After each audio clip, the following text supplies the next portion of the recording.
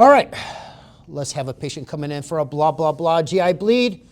Remember, this is a tube from the mouth to the backside, and you can have an upper GI bleed and a lower GI bleed. The ligament treads is where our demarcation point is from upper to lower. Upper GI bleeds can anything from peptic ulcer, esophagitis, Mallory-Weiss tears, varices, gastritis, duodenitis, tumors, portal hypertensive gastropathy, which we'll talk extensively about. Lower GI bleed from diverticular bleeds, hemorrhoids, ulcerative colitis, Crohn's disease, polyps, cancer, anal fissures, angioplasia.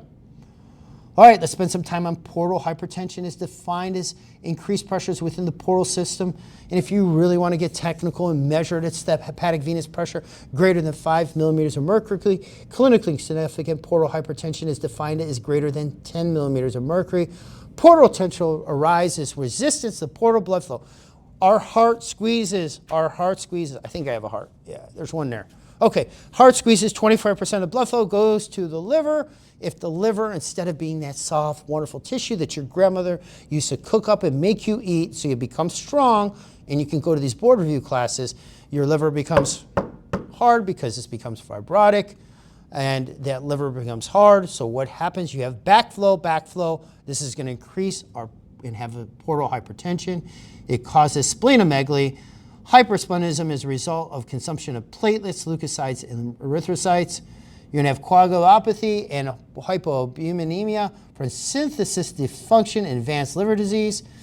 Causes can be intrahepatic from cirrhosis, prehepatic from portal vein thrombosis, posthepatic from Budd-Chiari syndrome. Let's keep kicking with cirrhosis and gastroesophageal varices.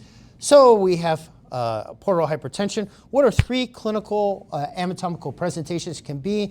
In our esophagus, we can have esophageal varices. In our belly button area, we can have capita medusa, where you have that web-like looking like a medusa with the veins popping out. And in the inside of our bottom, we can have internal hemorrhoids because they're above the dentate line. Remember, the important thing, the difference between external and internal hemorrhoids is above the dentate line. There's not going to feel pain. Below the dentate line, you can have pain. So you can have these 3 areas, clinical areas of anatomical dysfunction and portal hypertension. So the incidence and risk of bleeding have increased. Present in at least 50% of patients with cirrhosis. The 6 weeks mortality with each variceal hemorrhage is 15 to 20%. That's huge, isn't it? The risk of recurrent bleeding after first variceal bleed is 60%. Prevention of first variceal hemorrhage is non-selective beta blockers and or endoscopic variceal ligation, ligating the varices. Let's go back to that real quick. So what treatments can we give? We'll talk about a triatide and giving a IV PPI. If the above therapy fails, we would consider, and this is last in line, we first want to go in and do some endoscopic variceal ligation. We try all these things, and sometimes we still have failure. Then you do a TIPS, which is a transjugular intrahepatic portal systemic shunt. All right, a triatide, it's a workhorse. We don't really talk much about it, but it's a somatostatin antagonist, and we use it for treatment of acromegaly, bleeding, variceal ulcers we're discussing. What it does is it decreases the inflow of blood to the portal system by constricting the splanchnic arterioles and significantly reduces intervariceal pressure. Very important. Very, very important. In acromegaly, it's mimicking a somatostatin. It suppresses the secretion of gastrin, growth hormone, glucagon. So it's also used for carcinoid syndrome, for sulfonylurea-induced hypoglycemia, for neuroendocrine tumors. Workhorse. Side effect is bradycardia hyperglycemia, which we would want in patients who have sulfonylurea-induced hypoglycemia, thyroid abnormalities, constipation, gas, nausea, abdominal pain. Esophageal varices. Now there's a scoring system we can use. We talked about the MELD sodium. There's also the Child-Turcot calculator. A is going to be in its calculator going through looking at encephalopathy, ascites, bilirubin, albumin, PT or an INR. A is good hepatic function, B has moderately impaired hepatic function, and C has advanced hepatic dysfunction. 85% of patients with child Teku class C cirrhosis, so 85% are going to have esophageal varices, and 40% in type C, 40% in type A. High risk if bleeding is greater, bleed if the varices is greater than 5 millimeters in size, or red markings on the varices, of which 20% will die within 6 weeks of hemorrhage. That's a high mortality. Everyone should consider getting a non-selective beta blocker. Some people feel this is controversial. For primary prophylaxis, nadolol or propranolol. Guess who's becoming the leader in this? It's going to be carvedilol. Carvedilol also has an alpha tail and help lower blood pressures, or esophageal banding ligation. We can put and/or esophageal banding ligation. People will say, and this is the discussion, is beta blocker patients do not require upper GI scopes unless bleeding occurs. That can be a discussion. That would be a discussion with the patient and the provider. Ligation, you need a scope, you need to repeat 2 to 4 weeks until the varices are gone. So you go on ligation, you ligate, you repeat 2 to 4 weeks until the varices are gone. Then at 3 months and every 6 to 12 months, monitor recurrence. If no varices are seen on screening, so they have cirrhosis but no varices, need to check again in 3 years, or if the patient decompensates, sooner if they decompensate. Consider discussion on esophageal varices management. 2 large bore IVs. And you say, why did I place a central line? Because one 18-gauge peripheral IV can do approximately 100 milliliters per minute. So therefore, 2 18-gauge peripheral IVs can do about 250 milliliters a minute. A typical 18-gauge lumen of a triple lumen CVC will have a flow of about 36 milliliters per minute. That's why 2 large bore IVs are superior. You need to do RBC transfusions for hemoglobins that are less than 7. Prophylactic antibiotics. Why do we do prophylactic antibiotics? The reason why is this prevents death. Multiple studies have shown that. What can we use? Ciprofloxacin. Probably avoid that one. Ceftriaxone is probably the winner. Let's go with ceftriaxone for the win. Give even if ascites is present, because high rate of infection post-bleed, it reduces rebleeding rates and mortality. We discussed the arteriotide already. Arteriotide for 3 to 5 days. Remember, this constricts our splanchnic circulation, reduce blood flow to the portal vein, and then we want to ban ligation within 12 hours after beta blocker and stabilization with a PPI. Beta blockers and varices, variceal prophylaxis in patients with large varices or prior variceal bleed. Oh, let's go back real quick. We're going to talk about non-selective beta blockers. Beta 1. The beta 1 reduces cardiac output. Remember, you have 1 heart, 2 lungs, so the beta 2 gives unopposed alpha activity and resulting vasoconstriction of the splanchnic vasculature to reduce portal inflow and pressure. If you have an AKI, you need to consider stopping the beta blockers. You need to hold it, of course, if you are bradycardic or if you have BP, if your systolic blood pressure, we'll say less than 90. All right, so patient gets the scope and it turned blue. Now this is our short clinical vignette. Now we're going to go to our associated multiple choice question. In this patient, what is going to be here? We're going to go here. We're going to look at the answer stem first, which is the following and most appropriate next step. We're doing a lot of next step managements. We're managing a lot of people. All right, intubation and mechanical ventilation, IV administration of methylene blue, exchange transfusion, high dose corticosteroids, and immediate hemodialysis. What do we got here is a 34-year-old male presents to the emergency department with acute onset of cyanosis, headache, shortness of breath. On recent dental procedure, he received topical benzocaine. On examination, he has tachycardia and his saturation of 85% on pulse oximetry, and does not improve with supplemental oxygen. Does not improve. That's going to be one of our keys. Arterial blood gas reveals a PaO2 of 98 millimeters of mercury and a calculated oxygen saturation of 98%. Now, they added this little bonus in here. His blood appears chocolate brown. They didn't need to do that. You had the diagnosis before that. That's them being nice. That's them being nice. They don't have to be nice, and they won't be nice in the real world. And what is the answer is IV administration of methylene blue. what is going on here. All right, acquired methylhemoglobinemia. This is when our ferrous iron of heme is oxidized to the ferric state. In the ferric state, they're unable to bind oxygen. Oxidation dissociation curve shifts to the left. Remember, we learned all this crazy stuff. Why we're doing this is so that we can have these wonderful lectures. Medications that can cause this. Dapsone. When do we use dapsone? Dapsone can be used for what? Dermatitis hepatiformis, which is associated with celiac disease. What do we need to check? So look at all these things we're adding together, giving you board review answers, and to help you in the real world. What do we need to check for G6PD deficiency? What do we see in G6PD deficiency? We can have hemolytic anemia with Heinz bodies and bite cells. Wow, that's a lot of stuff right there. It's a lot of questions. Maybe 6 questions answered right there for you. Benzocaine can cause it, just like in our example. Lidocaine can also cause it. Prilocaine, inhaled nitric oxide can cause this.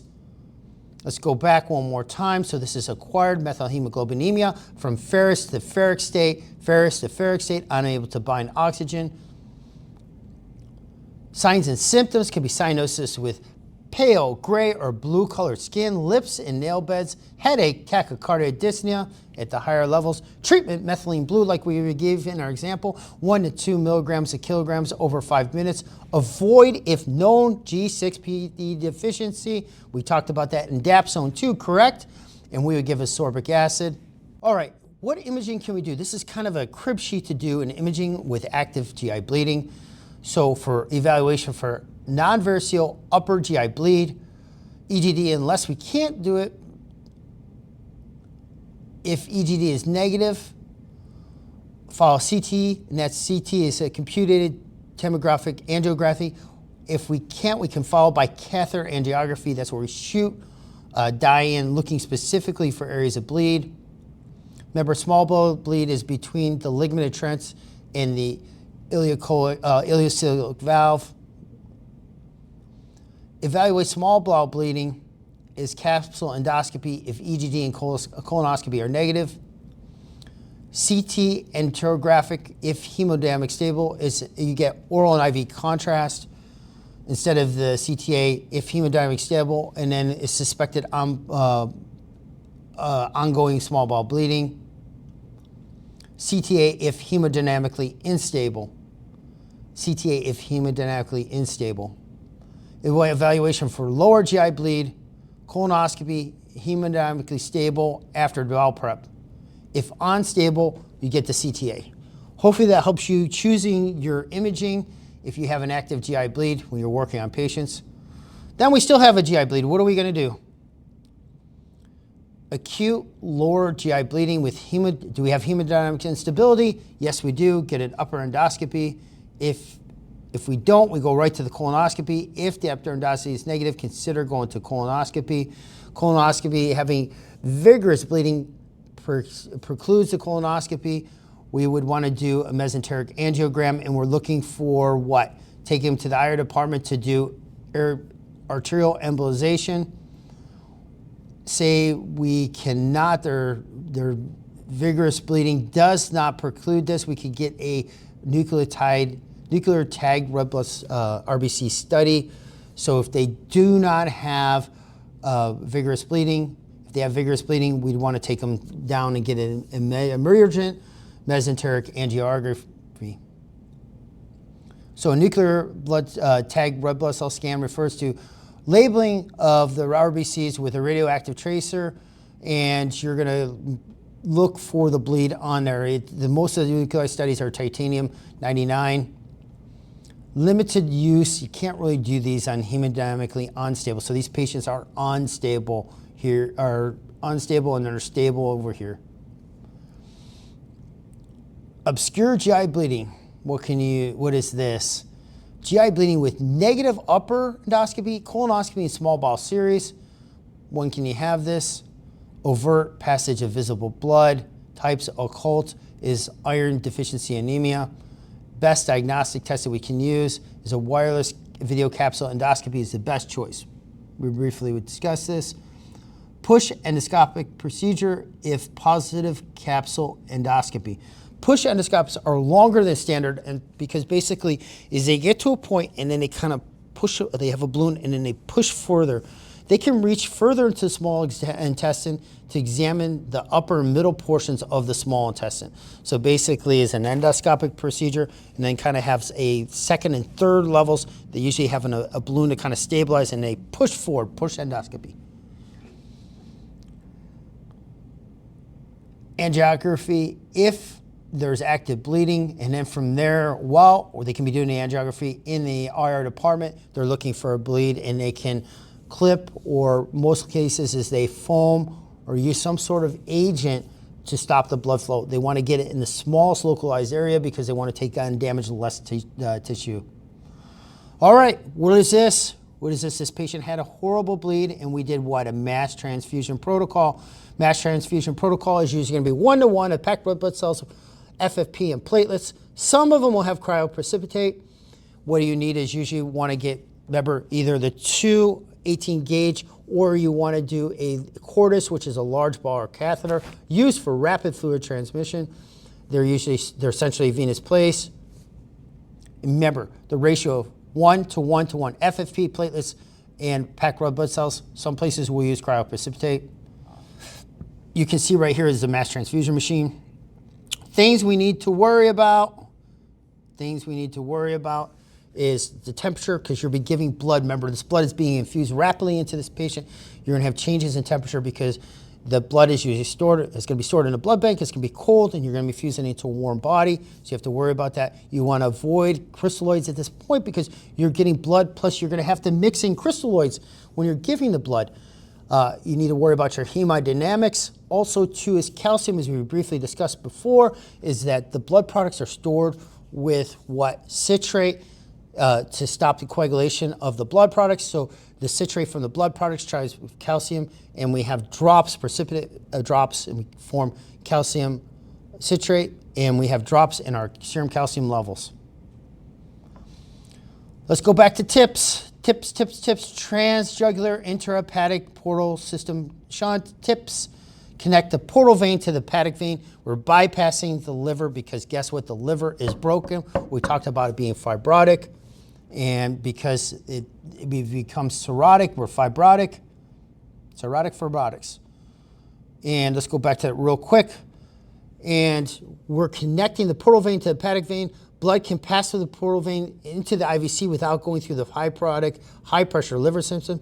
Decreases portal pressures. So we use this for patients where we've done everything and we still have bleeding varices. We still have this horrible portal hypertension, and these patients are going to die. This indication is a very high portal hypertension, greater than 20 millimeters of mercury, or cirrhotic still bleeding after banding. So we've done everything we can, and we got to get this pressure off. What do we have to worry about? The complications with TIPS is hepatic encephalopathy, because even though the liver isn't great, it's still filtering unless we bypass the liver. We've bypassed the liver, and now all the stuff is coming up here unfiltered, makes our brain confused, and we get kind of wacky. Okay, we just feel like we took a board exam, we're coming out like this.